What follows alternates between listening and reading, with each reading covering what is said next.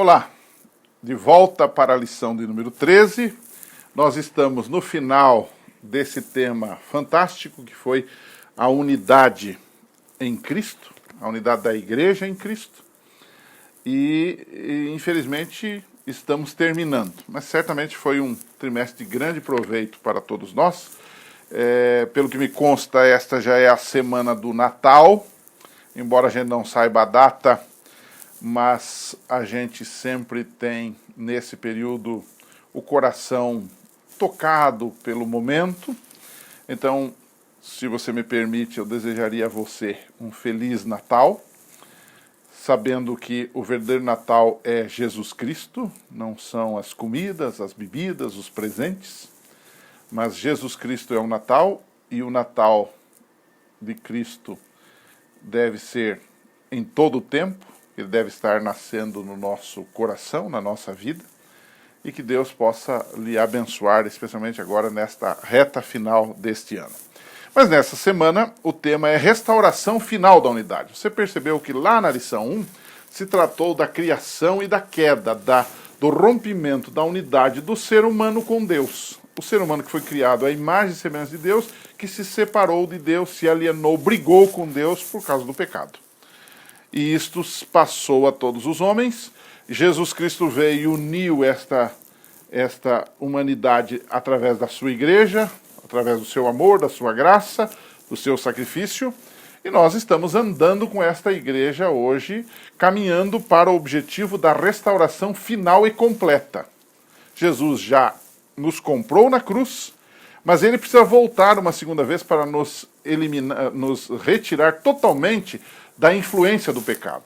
Ele já perdoou os nossos pecados, o pecado já foi pago na cruz, todavia Jesus precisa voltar para nos retirar da influência do pecado, para então vivermos com ele para todo sempre. Este é o ponto focal. A segunda vinda é o ponto de restauração de todas as coisas, dessa unidade quebrada lá no Jardim do Éden por ocasião do pecado.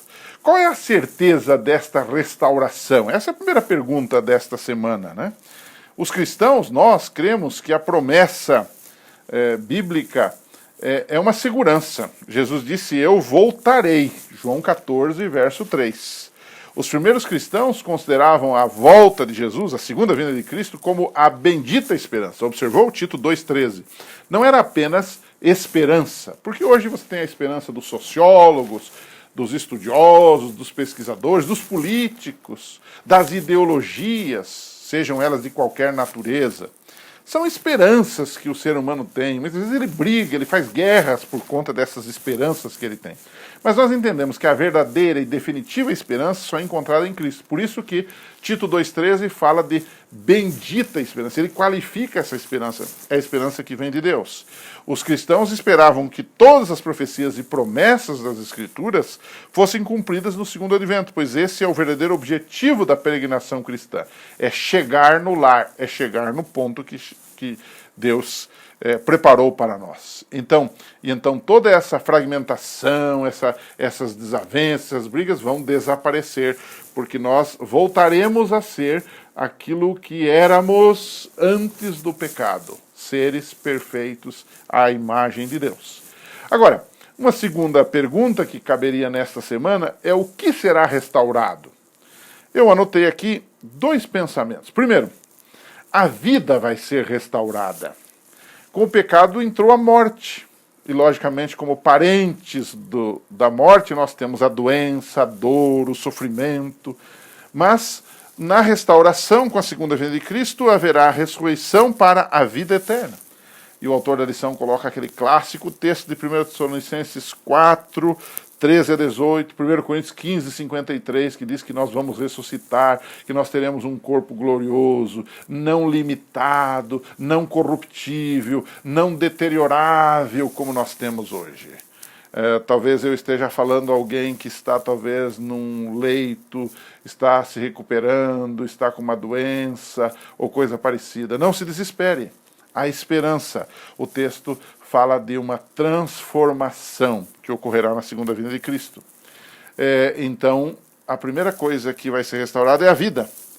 A segunda coisa que vai ser restaurada, se você consegue colocar numa ordem, o planeta Terra será restaurado. O texto bíblico fala de um novo céu, Apocalipse 21, e uma nova terra. E interessante que nessa nova terra, o Apocalipse 22, 2, diz que haverá de volta a árvore da vida, aquela árvore que o ser humano perdeu acesso a ela quando pecou, que era a fonte de vida.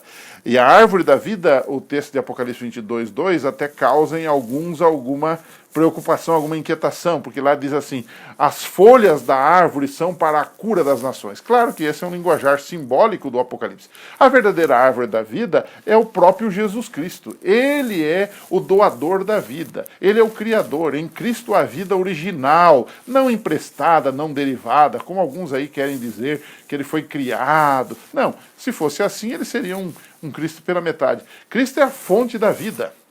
Então, quando se fala de árvore da vida no Apocalipse, diz que as folhas são para a cura das nações. É um linguajar simbólico, porque a palavra cura ali não é bem cura no sentido de que você tem um câncer e você é curado.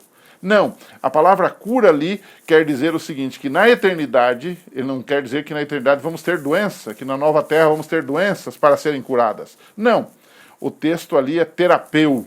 Ou seja, é algo terapêutico para manter a vida e não exatamente para curá-la nesse caso. Porque quando Jesus vem, nós entramos no novo céu e na nova terra, nós não vamos ter resquício de doenças. Então, isso quer dizer o seguinte, vamos ser eternamente saudáveis, mas eternamente dependentes de Cristo. Esse é o sentido da expressão as folhas da árvore são para a cura das nações. Né? Então, você tem aqui uma nova ordem de coisas, sem morte, sem dor, sem sofrimento, sem separação. Será a coisa mais linda e maravilhosa que Deus pode fazer por nós. E eu terminaria o trimestre, a lição de hoje,